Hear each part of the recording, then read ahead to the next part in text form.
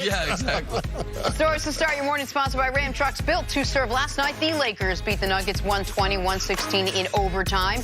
Lakers now enter the All-Star break up 4 games in the West. So, Nick, how big was this win for the Lakers? Oh, I think practically it was very big because they now are 5 losses clear of the 2 seed out west with only 29 games played. It's an enormous margin. People say, oh, you're at the midway point, but you're not. You're at the 60% mark because they've played more than 50 games already. And emotionally, I also think it's good after what's been going on in Los Angeles post the tragic death of Kobe Bryant to get something of a lift before you get the respite of the 10-day All-Star break. I think all of that is good for the Lakers practically and kind of more esoterically, if you will. Yeah, for me, having the 4-game lead going into the second half, I think it's a great position for the Lakers to be in just because you recognize that LeBron James is going to be your primary playmaker and ball handler into the postseason. And in year 17, you'd like to try to find points in the season where you can get them a little bit of rest. I think you'll be able to find spots to be able to do that, Frank Vogel, in the second half because you have this lead. Especially that last week of the season. I wonder if LeBron and Anthony Davis get a full week off at the end of the year if they have the whole thing wrapped up.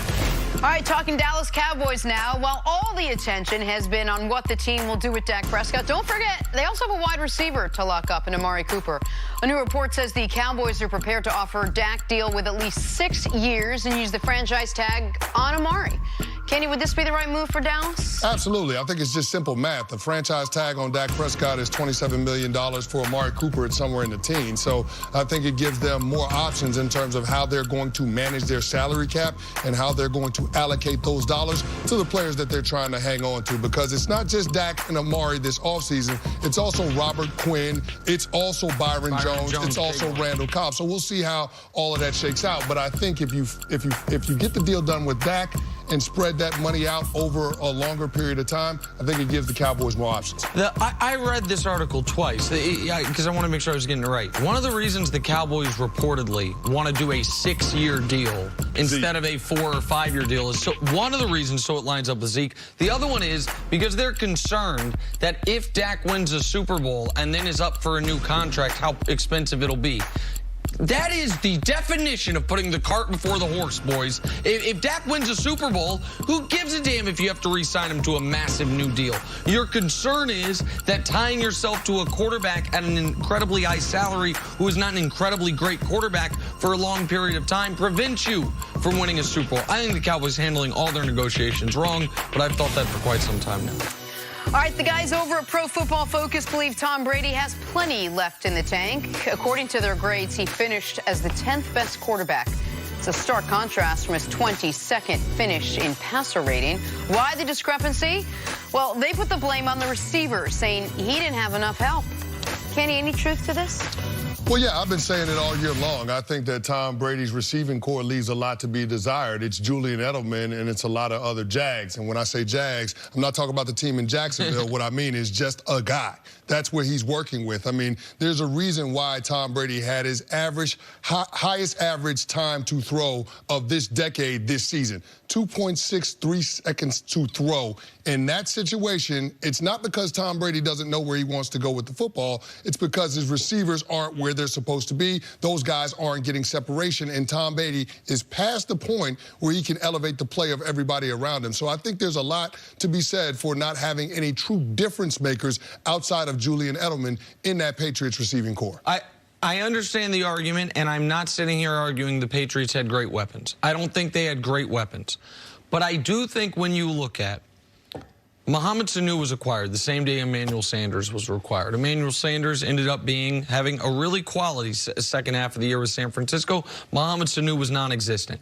Maybe the Patriots acquired the wrong player, or maybe Emmanuel Sanders got to play in a better offense with a better quarterback. The Patriots took N'Keal Harry ahead of every rookie wide receiver that was drafted this year except for Hollywood Brown. How many I feel like this was the year of the rookie wide receiver making an impact. No superstar impact, but you can go... Debo, A.J. Brown. Debo, A.J. Brown, McCole Hardman, McLaurin, DK Metcalf. Yep. Okay, aside from McLaurin, what do all those guys have in common? Quarterbacks who maybe can buy a little extra time. Quarterbacks who are not so reliant on if it's 7 yards, you've got to go 7 yards, you've got to...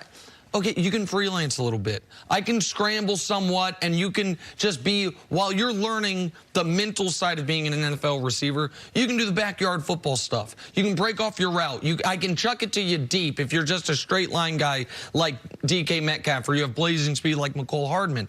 So maybe the Patriots drafted the wrong guy in N'Keal Harry, or maybe N'Keal Harry had a harder job than just about any of the other rookie wide receivers, because there wasn't going to be any freelancing, and it was all about timing, precision, all of those things, because that's all Brady can do at this point. So I think there is an element, yes. If they still had Gronk, if they had if A.J. Green, they had acquired him, obviously the numbers would be better. But how much better, though? Do I think that the receivers were enough of a detriment that I agree with PFF that if you normalized for receivers, Tom Brady was the 10th best quarterback in football? No, I think he was closer to 15th or 16th. I think this year Tom Brady his numbers say he was below average.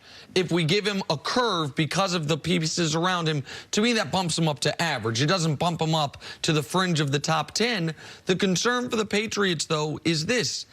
It's one, that wherever his play is, it's going to dip at least somewhat at age 43 in year 21.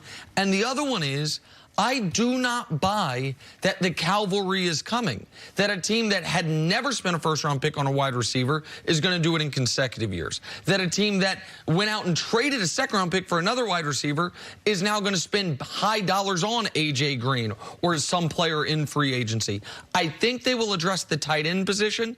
I don't think they're going to go spend high dollar on a running back. When they drafted a running back in the first round 2 years ago for the first time since, what was it, Lawrence Maroney, yeah, I feel like, a decade ago. So whatever the problem was, I don't see it getting solved, because it would be so out of character for the Patriots to spend even more heavily on skill position guys when they've spent the heaviest we've ever seen them spend via draft capital over the last 2 years, and they haven't gotten the results to go along with it. Well, it makes sense to complement what you already have, because the defense is ready to go. You can compete for a championship with that side of the ball. So if you're Bill Belichick, you probably should look at continuing to invest on the offensive side of the ball. And if you keep Tom Brady, invest around a quarterback that's no longer capable of elevating the play of everybody around him. It's not unreasonable to think that Tom Brady, at this stage of his career, needs a little more help than he needed 10 years ago, because he can't manipulate the pocket the same way that he once did. He doesn't have that level of mobility. He's 43 years old. Yeah. So I think at this stage, you recognize that you've got to do some things to improve the roster. I think the tight end not only helps you in the passing game, but it also helps you in the run game. For them, being more balanced makes a whole lot of sense. But, Nick, I have to look at those receivers that they went out there with last year, and you really have to scratch your head and say, you wonder how many quarterbacks would have been capable of having a high level of productivity with those guys. According to PFF, this same publication that put the article out, the 3 highest receiving grades from the Patriots didn't come from any of the receivers that they had on their roster at the end of the year. Antonio Brown, Landon Roberts, who was a linebacker by trade. And caught one pass. And James White, who's a running back. So, I mean, at some point, you have to look at the receiving core and those guys actually doing their job. And I don't think they did it at a high enough level. And so, yeah, you have to put some of this on Tom Brady, but I think the overwhelming majority of it belongs on that receiving core. The one quick follow-up, and I know it might be an unfair standard to hold a 42-year-old quarterback to, but I don't look at the Patriots having any better weapons than the Seahawks had. And Russell Wilson was second in MVP. Well, I guess nobody was second in MVP voting because Lamar was unanimous. He would have been. He was the second-team All-Pro quarterback. To me, Lockett and Edelman they're not similar skill-wise, but they're similar as far as if we were going to do Madden ratings, if you will. And DK Metcalf was drafted after N'Keal Harry. The Seahawks lost their tight end, who wasn't some great tight end, Walt Disley. They lost him to injury early in the season. And Russell Wilson's great. And so he made it work. Tom Brady, once upon a time, could have made it work with these guys. The narrative that I just will reject is that no one could have succeeded. And I'm not saying this is your narrative, Canty. Yeah. That no one could have succeeded with these receivers. Right. A quarterback that is still great could have done better than Brady did with these receivers. But however well he did last year, what they are going to be relying on is those receivers getting better. Is N'Keal Harry getting better? Is Jacoby Myers getting better? Because aside from a tight end, I don't think you're going to have a huge influx of talent if Brady is back at those receiver positions next season. All right, we got to take a break. Coming up, back to basketball on the other side. Can anybody stop LeBron from winning his 4th championship? That's next on